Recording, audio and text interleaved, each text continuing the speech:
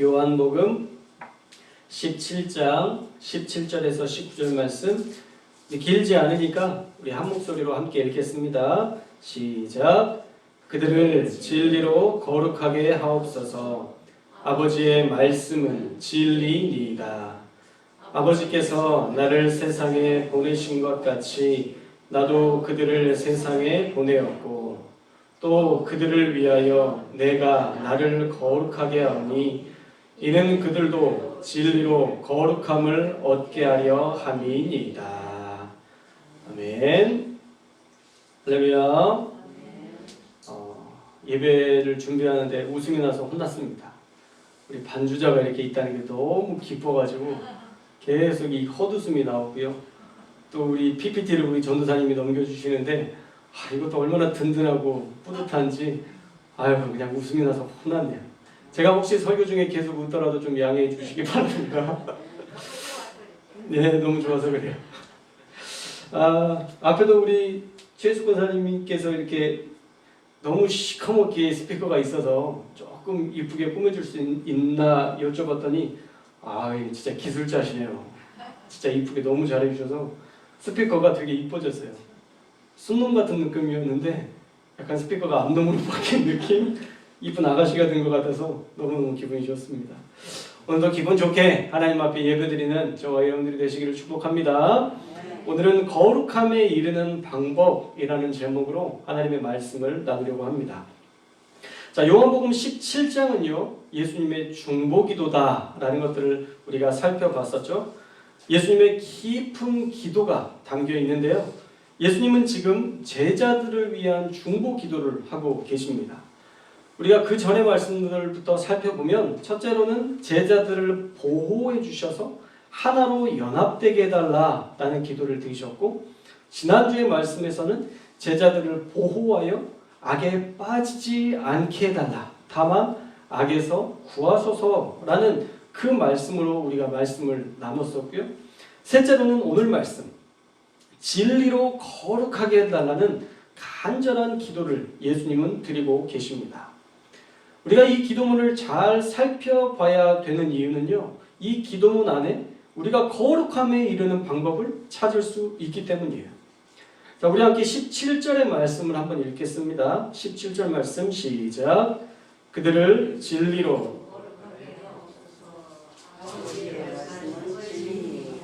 아멘. 자, 예수님께서는요 악에 빠지지 않게 해달라는 기도 후에 좀 더 적극적으로 하나님이 개입해 주실 것을 간구하며 이 기도를 드리고 계십니다. 그것은 무엇이냐면 진리의 말씀으로 그들을 거룩하게 해달라는 거예요. 거룩하게 하옵소서. 이 기도는 헬라어로 거룩하다, 하기야손이라는 단어를 사용하는데요, 그 의미는 거룩하게 구별하다, 봉헌하다, 성별하다 라는 뜻입니다.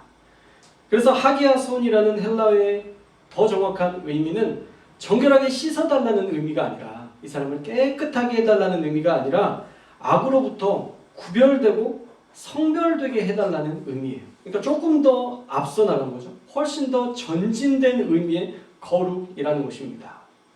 제자들이 과연 부정했나요? 제자들이 거룩하지 않았을까요? 아니요, 거룩했습니다. 이미 예수님과 함께 다니면서 거룩하게 사는 방법이 무엇인지도 배웠을 것이고, 예수님께서 다양한 방식으로 그들을 정결하게 하셨기 때문에 이 예수님의 제자들은 당연히 거룩하고 깨끗한 정결한 모습을 지니고 있었을 거예요.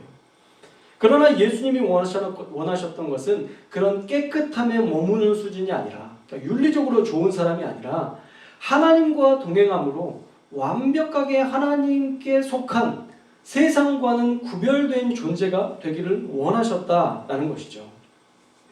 그래서 예수님은 제자들이 그 무엇이 아닌 거룩하게 구별될 수 있는 유일한 조건, 하나님의 말씀으로 그들이 거룩하게 해달라, 거룩하게 살아갈 수 있도록, 성별될 수 있도록 하나님께서 그들을 붙들어 달라고 기도하신 것입니다. 그래서 이 기도에 해답이 있는 거예요. 진리의 말씀이 있어야 거룩해질 수 있다. 할렐루야. 여러분이 거룩해지려면 어떻게 해야 될까요? 하나님의 말씀을 가까이 해야 돼요. 하나님의 말씀을 늘 가까이 해야 됩니다. 진리의 말씀이 가까워야 우리가 거룩한 삶을 살아갈 수 있다는 거예요. 그리스도인은요, 세상 속에서 살지만 세상과는 구별된 자로 살아야 되는 거예요. 우리가 절대 세상에서 세상의 방식대로 살아가서는 우리는 그리스도인이다 라고 말할 수 없는 거죠. 세상이 싸운다고 해서 우리도 똑같이 싸우는 게 아니라 세상이 아무리 우리를 힘들게 하고 우리를 조롱해도 우리는 예수님이 주셨던 사랑의 방식으로 이겨내는 거예요. 할렐루야. 오늘 식사를 하면서 잠깐 TV를 켰는데 LA 사건 아시죠? LA 사건.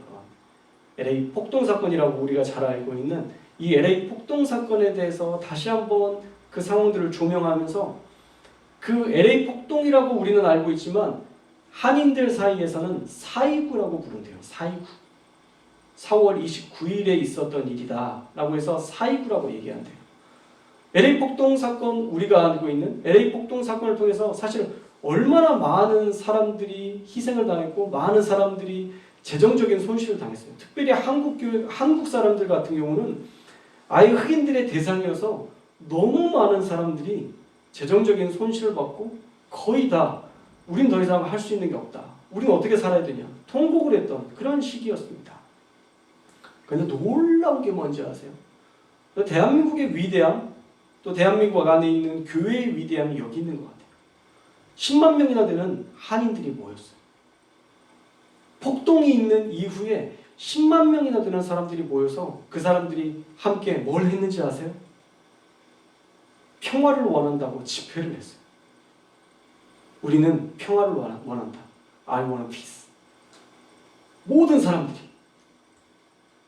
사실은 흑인들과 싸워야 돼요, 지금. 또 다른 사람들의 의견에 따르면 LA 폭동 사건 때 미국은 총기 소지가 가능하니까 총기를 들고 싸운 사람들도 꽤 있었대요. 그리고 총을 잘 다뤘대요. 왜 그럴까요? 우리는 국방의 의무를 지니잖아요. 다 총을 쏴봤던 사람들이라 총기를 다루는데 어렵지 않은 거예요. 그래서 그런 일들도 있어서 보호할 때는 정말 철저하게 보호했지만 그 사건이 일어난 뒤에부터는 그들이 다 총을 내려놓고 모든 사람들이 우리는 평화를 원한다. 예수님도 평화를 원하신다. 그 문구를 쓰고 시위가 아닌 모두가 평화를 위해서 나아가야 된다는 것들을 외쳤대요. 그래서 LA 폭동이라는 단어를 쓰지 않는데요. 폭동이라는 단어를 쓰는 순간 가해자와 피해자가 나뉘기 때문에 그냥 4월 29일에 있었던 일이다. 그래서 429라고 부른답니다.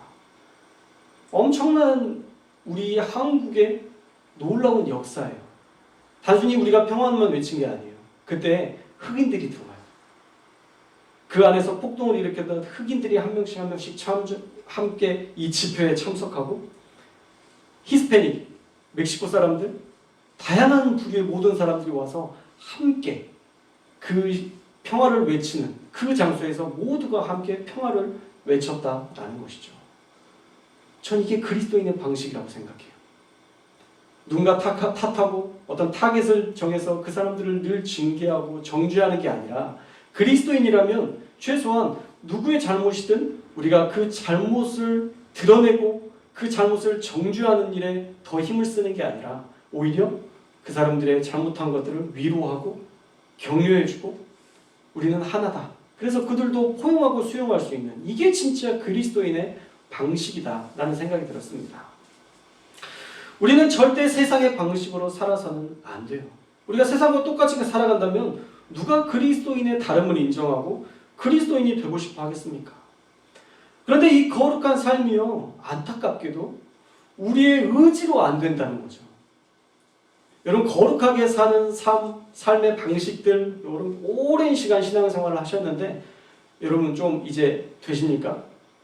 여러분의 말에서 거룩함이 나오고 여러분의 행동에서 거룩함이 나오고 여러분의 모든 삶에서 늘 거룩함이 나와서 많은 사람들이 여러분들을 볼 때 당신 그리스도인이죠. 나도 당신처럼 예수님을 믿고 싶습니다. 라는 그런 고백들이 매일마다 일어나지만 아직은 때가 아닌 것 같아서 여러분들 전도하지 않고 계시는 거죠. 왜 안 될까요? 왜 거룩함이 우리의 의지로 되지 않을까요? 사실 우리의 노력으로는요, 세상과 구별된 자가 절대 될 수 없습니다. 그리스도인들이 다짐한다고 해서 거룩함이 만들어지지 않아요. 그러면 우리는 어떻게 거룩해질 수 있느냐? 그것은 방금 전에 나눴던 말씀처럼 하나님의 말씀을 가까이 하고 그 말씀을 묵상하고 주신 말씀대로 순종할 때 우리는 조금씩 구별된 거룩한 성도가 되어지는 것입니다. 할렐루야.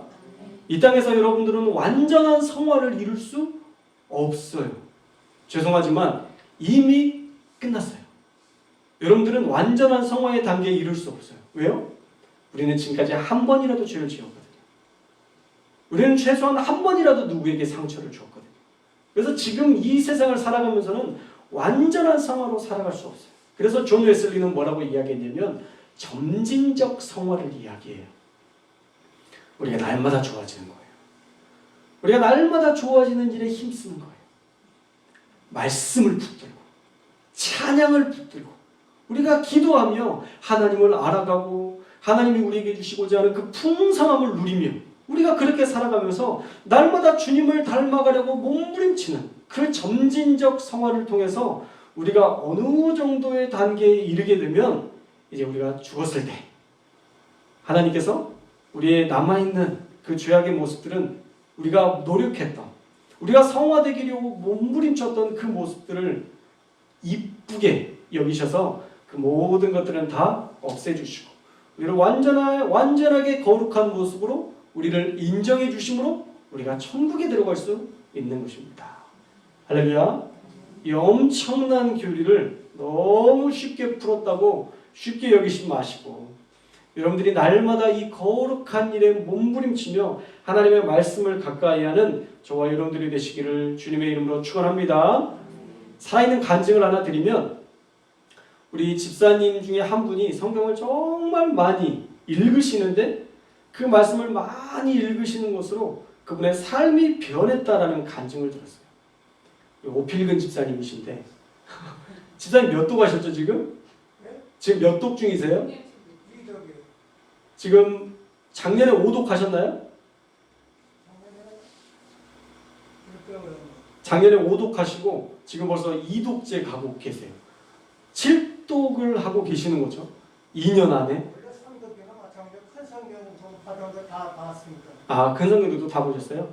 그러니까 제가 알기로도 약간 8독이라고 제가 들어서 제 원고에는 8독이라고 썼는데 또 혹시 실수할까봐 여쭤봤는데 8독이라고 다시 이야기하겠습니다. 여러분 성경을 8독을 하려고 하면요 얼마나 말씀을 많이 읽어야 돼요? 시간만 나면 성경을 읽으신대요.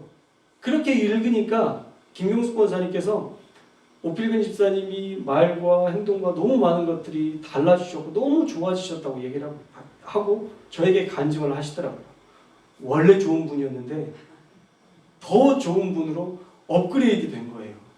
할렐루야. 부러우시죠? 8독 하시면 됩니다. 8독만 하시면 얼마든지 그렇게 좋은 거룩한 하나님의 사람으로 우리가 설 수 있어요. 그런데 이 일은요 너무 당연한 거예요. 거룩한 말씀을 늘 취하고 살아가시니까 당연히 거룩한 행실이 따라오게 되는 거죠. 내가 가까이 하는 것을 닮아가는 거예요. 우리가 마늘을 많이 먹으면 마늘 냄새가 나요. 우리가 고기를 많이 먹으면 고기 냄새가 나요.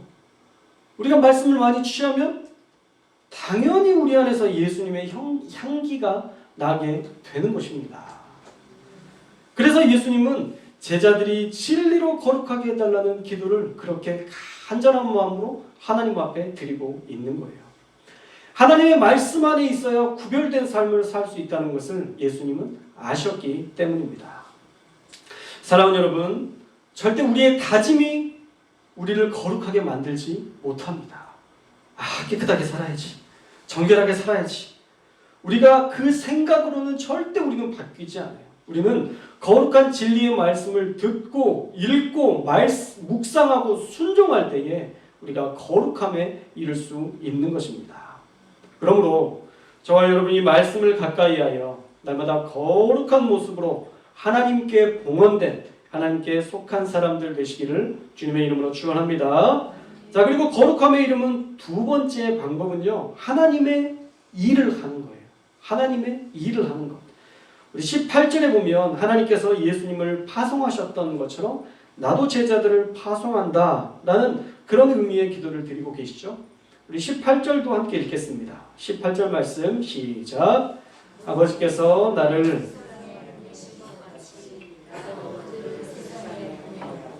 아멘. 자, 18절은요, 예수님의 제자들에게 부여된 권위가 얼마나 위대한지를 말씀하고 있습니다. 이 보낸다라는 단어가 아포스텔로라는 헬라어인데요, 공적으로 임무를 맡기거나 권위를 주어 보낸다라는 의미예요. 그러니까 예수님은 하나님의 권세로 이 땅에 오셨고, 예수님도 그 권세를 제자들에게 이양하여 세상에 보내셨다라는 것이죠. 그래서 저와 여러분은요, 예수님의 공식 사절단이에요. 우리는 왕의 권세를 가지고 살아가는 존재들입니다. 그런데 권세만 있는 게 아니라 사명도 있는 것이죠. 사절단을 보냈는데 아무 메시지 없이 보낼까요? 그렇지 않겠죠? 우리가 해야 될 일들이 있다는 거예요. 그 사명은 하나님을 위해 사는 거예요. 저와 여러분이 하나님을 위해 사는 존재가 되어야 한다는 거예요. 우리가 하나님의 존재를 증명해내고요, 하나님께 영광 돌리는 삶을 살아내야 되는 것입니다. 하나님의 일을 할 때 우리는 거룩한 자가 될 수 있는 거예요. 거룩한 주님의 사명자로 살아갈 수 있는 방법은 우리가 그 사명을 감당할 때, 우리가 피아노 반주로 사명의 일들을 감당하고 PPT로 감당하고 예배 자리를 지키고 교회를 사랑하는 마음으로 섬기는 그런 모습들을 하나님은 거룩한 모습으로 여기시고 그를 더 거룩한 존재가 되게 하신다라는 것입니다. 우리가 그렇게 예수님께 속한 사명자가 되면요, 사탄이 우리를 건드리지 못합니다.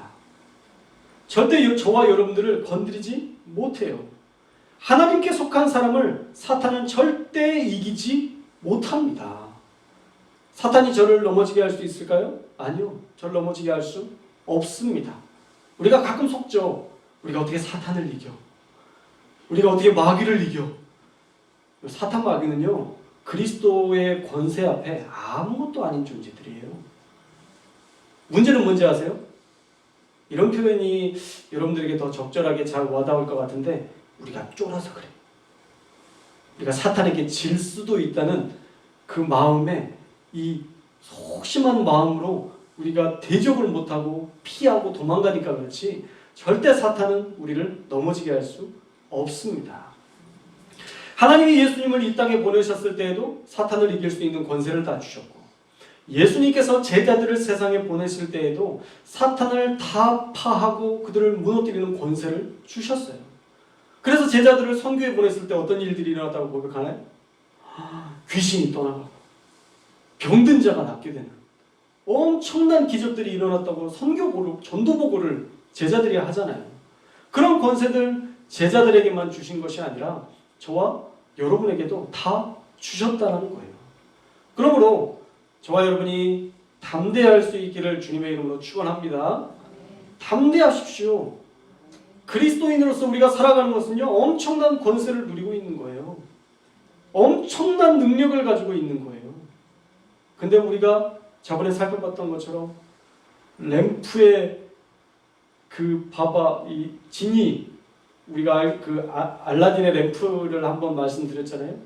그 엄청난 소원을 빌 수 있는 그 램프를 물주전자로 한번 쓰고 나중에 버리는 그런 모습처럼 우리가 하나님의 놀라운 영광을 가지고 있으면서도 다 그걸 누리지 못하고 살아가는 경우가 너무 많아요. 여러분의 인생 가운데 하나님이 못하실 일은 없습니다. 제한하지 마십시오. 여러분이 제한하니까 안 되는 거예요. 여러분이 제한하지만 않으면 하나님은 엄청난 능력을 여시고 하나님은 놀라운 일들을 우리에게 보여주시는데 우리가 제한하며 살아갈 때가 너무 많아요. 사실 작년에만 해도요, 제가 반주자가 있을 거라는 걸 제가 상상하지 못했습니다. 악기가 있을 거라는 걸 상상하지 못했어요. 그런데 하나씩 하나씩 꿈꾸면서 우리 교회가 어떤 교회예요? 하나님의 꿈을 이루어드리는 교회잖아요. 우리가 하나님의 꿈을 꾸면 하나님께서도 그 꿈을 어여삐 여기시고 함께 우리와 그 일을 이루시는 하나님이시기 때문에 하나씩 하나씩 작년에는 꿈꾸는 일에 주목했어요. 작년과 올해는 사실 꿈꾸는 일에 주목했고요. 올해는 하나님이 열매 맺게 하시는 때다. 이런 생각이 들어요. 생각지도 않았던 반주자, 생각지도 않았던 전도사님. 사실 전도사님은요, 제가 다른 교회, 서만학교회라고 우리 가까운 교회 있어요. 그 교회 전도사님들을 막 청빙했다고 했는데 제 마음에 약간, 많이는 아니고요, 약간 부러운 마음들이 있었어요. 우리 교회도 좀 전사님이 오셔서 함께 이렇게 하면 더 좋을 텐데.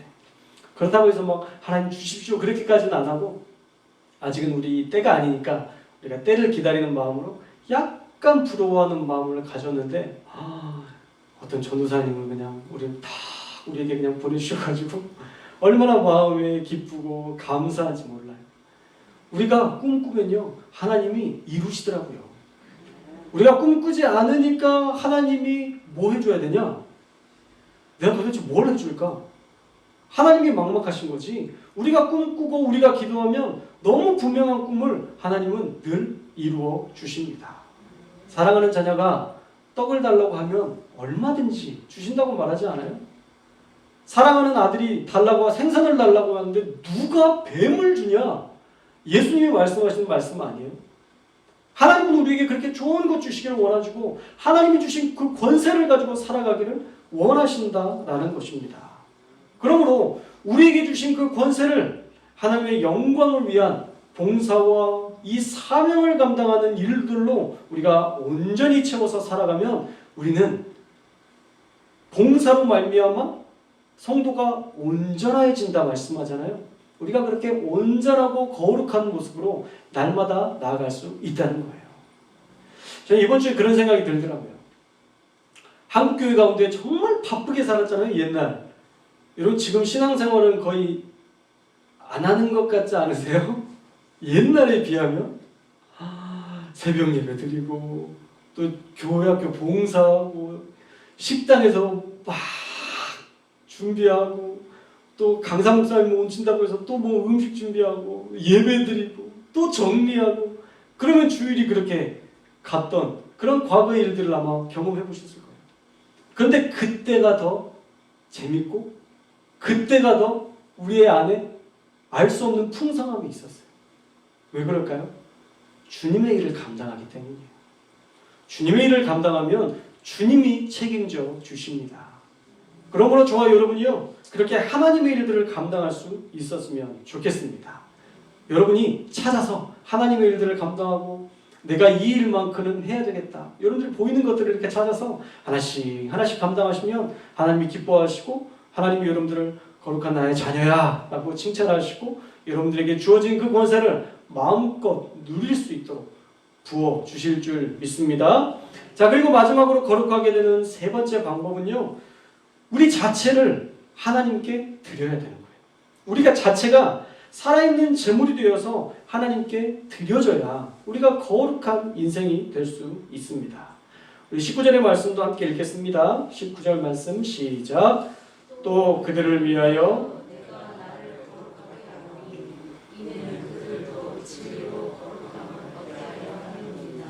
아멘. 자, 예수님께서 자신을 스스로 거룩하게 하신 이유는 제자들이 진리로 거룩하게 되도록 하기 위함이다 라고 말씀하세요.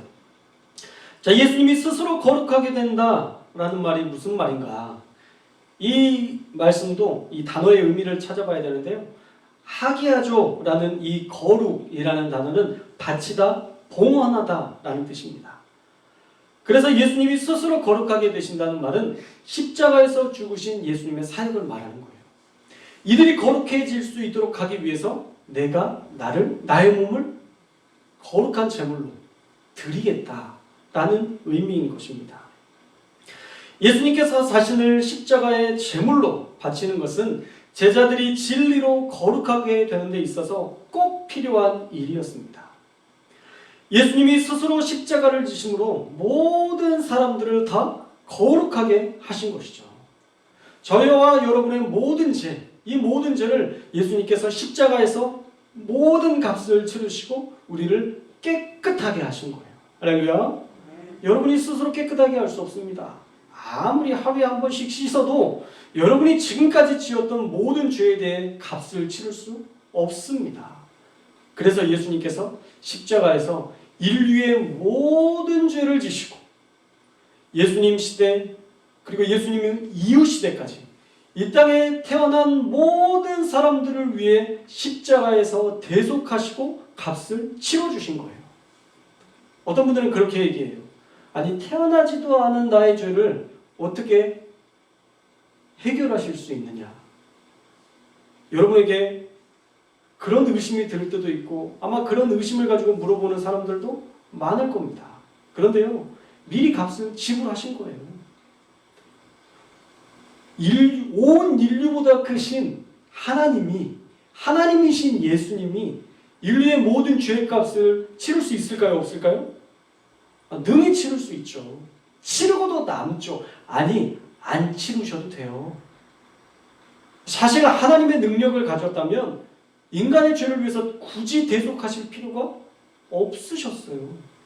그럼에도 불구하고 십자가에서 그 값을 치러주심으로 우리 인류의 모든 죄의 값을 다 갚아주시고 그 이후에 나타나는 모든 후손들의 죄까지도 다 해결해 주시기로 작정하시고 단번에 인류의 모든 죄를 해결해 주신 것입니다. 우리를 위해서 그렇게 십자가에서 자신을 드림으로 우리를 거룩하게 하기 위해서 우리를 위해서 자신의 생명을 내어 주셨던 거예요. 그렇다면 우리는 어떻게 해야 되느냐? 우리도 당연히 하나님께 우리를 드려야죠. 주님이 우리를 위해서 죽으셔서 나는 깨끗해졌으니까 너무 좋아. 이건 1차원적인 믿음이고요. 우리를 위해서 모든 생명을 내어주신 우리 주님, 나도 우리 주님을 위해 나의 생명을 드리겠습니다. 이게 진짜 성숙한 그리스도인의 모습이 될 수 있는 거예요. 그런데 예수님이 원하시는 건 죽기를 원하는 게 아니라 살기를 원하시는 거예요. 여러분들도 너희 죄를 위해서 나를 본받아서 니네 교회에 있는 십자가에 다 매달려서 그 값 치러, 그렇게 얘기하지 않으세요. 죽음으로써 갚으라고 얘기하지 않으시고 오히려 제대로 살아보라고 말씀하세요.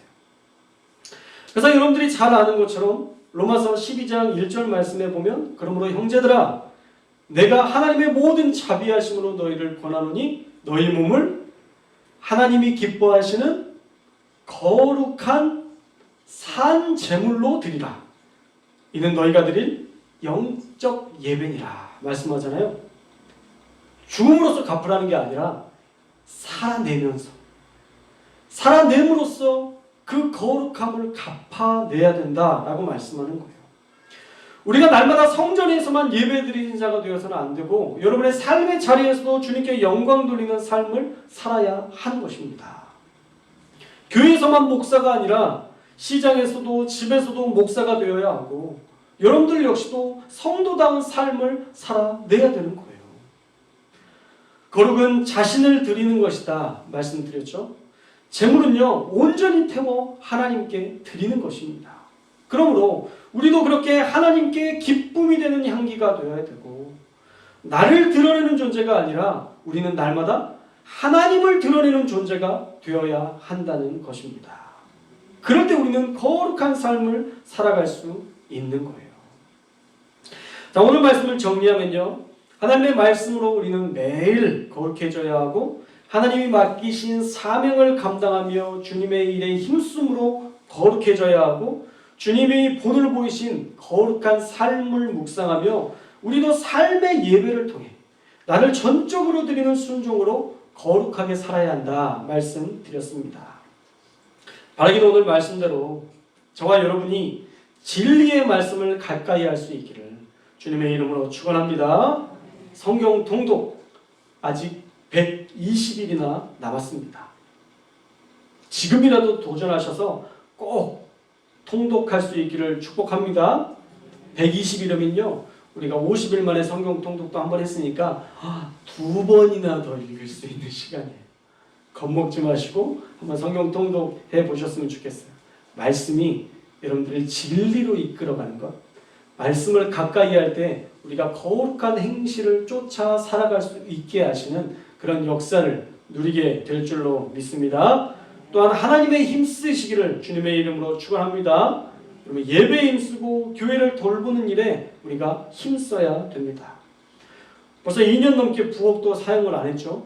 우리 여전도회에서도 한번 돌아보시고 식기나 곰팡이 나거나 문제되는 것들은 없는지 한번 여러분들도 돌아보시고, 우리 남전도회에서도 지저분한 것들을 보면 정리하고 또 고장난 것들은 수리하시고 교회를 그렇게 사랑으로 잘 돌봐 주셨으면 좋겠습니다. 잘하고 계세요. 충분히 잘하고 계시지만 우리가 더 교회를 사랑하는 마음으로 우리가 거룩한 일에 힘쓰므로 하나님의 거룩한 자들로 우리가 거룩하게 변화되어야 될 줄 믿습니다. 또 기도 제목이 있는데요. 좀 따뜻해지면 외관 페인트 작업도 해야 되고 교회 간판도 작업을 하려고 합니다. 이를 위해서도 여러분 함께 기도해 주시고 우리가 계속 아름다운 교회로 성장해 나아갈 수 있도록 여러분 기도로 함께 동역해 주시기를 축복합니다. 마지막으로 주님이 보여주신 본을 따라서 나 자신을 하나님께 드려 내가 아닌 하나님만 드러나는 믿음 생활을 해야 됩니다. 그럴 때 교회는 성도, 거룩한 무리들, 성도는 거룩한 무리들이라는 뜻이에요. 저와 여러분이 그렇게 거룩한 공동체가 될 수 있는 것입니다. 결국 진정한 거룩은 무엇입니까? 나를 드리는 거예요. 하나님의 말씀을 받고 주님의 일들을 감당하고 나를 주님께 내어 드리는 것. 그래서 내 안에서 날마다 하나님의 역사만 나타나는 것. 내 의지대로 살아가는 게 아니라 하나님의 의지대로 우리가 주님의 일에 동역하는 삶을 살아가는 것이 진짜 거룩이다라는 것입니다. 그러므로 예수님의 기도를 통해 발견된 이 세 가지 거룩하게 사는 방법을 우리가 기억하심으로 말씀으로 사명으로 예수님께 나를 드리는 삶으로 거룩함에 이르는 저와 여러분들이 꼭 되시기를 주님의 이름으로 축원합니다.